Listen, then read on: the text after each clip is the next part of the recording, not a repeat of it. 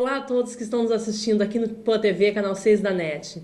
Eu, Roberto Stefani, juntamente com Cristiano Schmidt, estamos aqui hoje com o tema transporte aéreo e a dificuldade que nós consumidores estamos enfrentando toda vez que precisamos utilizar esses serviços, como perda de bagagem, atrasos de voo, cancelamentos de voo e a prática do overbooking. Você não conclui seus estudos? Não consegue emprego? Venha para o definitivo. Conclua o ensino médio. Seja presencial ou à distância. Seja dono do seu tempo. Defina seu futuro profissional. Técnico em farmácia e técnico em análises clínicas. Encaminhamento para estágio. Ótimo mercado de trabalho.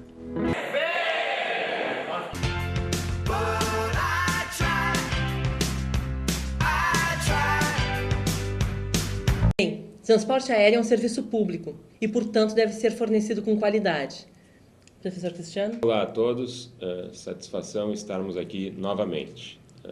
Diante da locução aqui da Roberta, nós temos uma análise de um contrato bastante presente na vida dos brasileiros, cada vez mais, que é o contrato de transporte aéreo.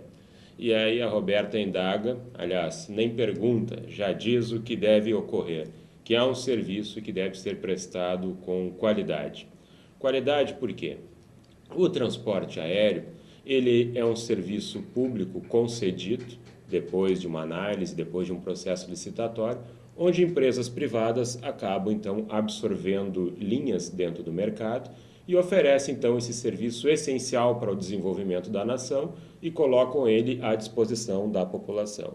É uma logística fundamental para o avanço tecnológico do país, ter um serviço aéreo com qualidade e com prestabilidade. O transporte aéreo brasileiro ele foi fatalmente atingido a partir do ano de 2006. Aliás, em 2006 e 2007, nós tivemos os dois maiores acidentes aéreos entre nós. O primeiro ocorreu com um voo da empresa aérea Gol, após uma trombada aérea, situação que ainda também não tinha registro no Brasil, e acabou levando à fatalidade de 154 pessoas a bordo. Houve uma colisão com um avião menor, um jato Legacy, este sofreu avarias materiais apenas, mas os passageiros e a tripulação inteira do voo da aeronave da Gol acabou então vindo ao solo, causando o óbito de todos os seus tripulantes. E o que acontece? Em menos de um ano, nós temos, em 2007, a ocorrência de um acidente também de grandes proporções. Considerando o número de passageiros dentro da aeronave e o pessoal de solo, onde ela colidiu, tivemos aí o óbito de 199 indivíduos, após uma derrapagem no aeroporto de Congonhas e São Paulo, com um avião, um Airbus da empresa TAM. Juntamente com esses dois fatores, nós vivenciávamos também um período de um grande boom do setor aéreo no Brasil, com uma elevação da demanda muito grande. Por quê? Porque diante de algumas situações econômicas que têm permitido o avanço de determinados indivíduos da classe D para a classe C, cada vez mais nós temos apelos de consumo e possibilidades também de aquisição de serviços e produtos. Então, aumentou a massa de consumidores desse tipo de serviço, desse tipo de prestação, e também outras situações foram sendo aglutinadas, como é o caso desses programas de recompensas e milhagens que as companhias aéreas e outras empresas associam a seus produtos e serviços, instigando também o consumo daquilo que elas oferecem no mercado. Pois tudo isso forma um arcabouço de uma demanda muito grande, uma demanda gigantesca, e em que, pese existir um número maior de aeronaves, nós não tivemos o quê? Uma implementação aeroportuária. Nós estamos com o mesmo sistema de aeroporto que detinha-se antes desse aumento de demanda.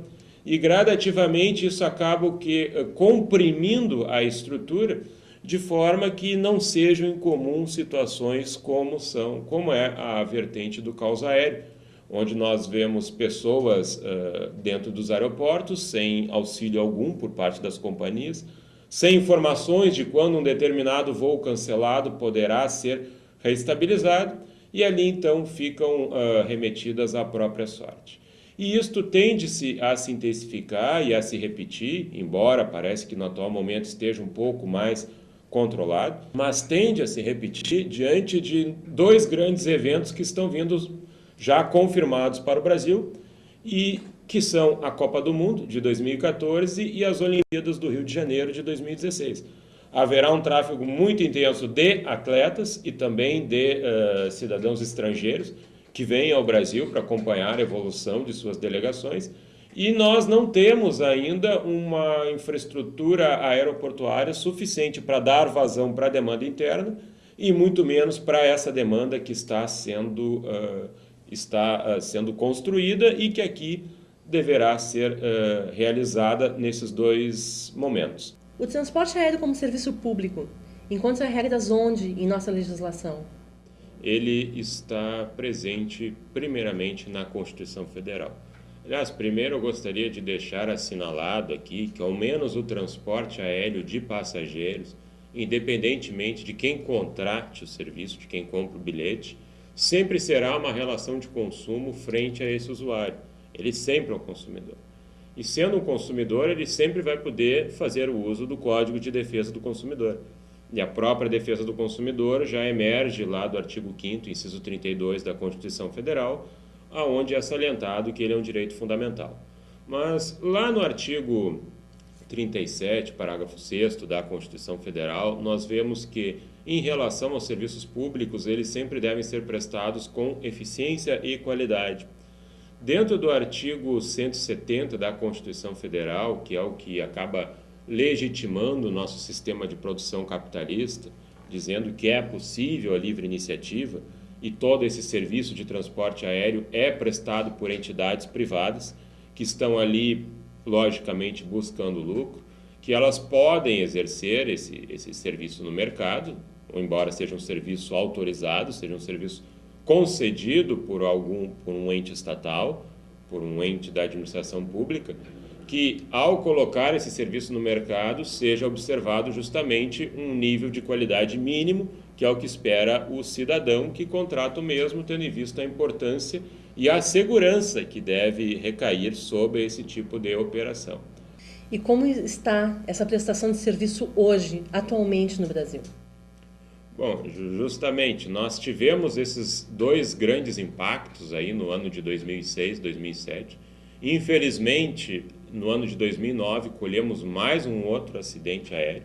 Embora não se possa dizer propriamente ainda que as causas derivem de alguma conduta praticada dentro do território nacional, sendo elas imputadas mais a um erro humano ou um erro técnico na confecção de algum equipamento da própria aeronave, embora isto ainda seja muito abstrato, não há uma questão conclusiva a respeito. Nós tivemos o voo 447 da Air France, saindo do Rio de Janeiro em direção a Paris, 2 horas e meia após o voo da aeronave, ela desapareceu dos radares e foi se descobrir então que ela chocou-se com o mar, vitimando todos os mais de 200 passageiros a bordo. Então, entre 2006, 2007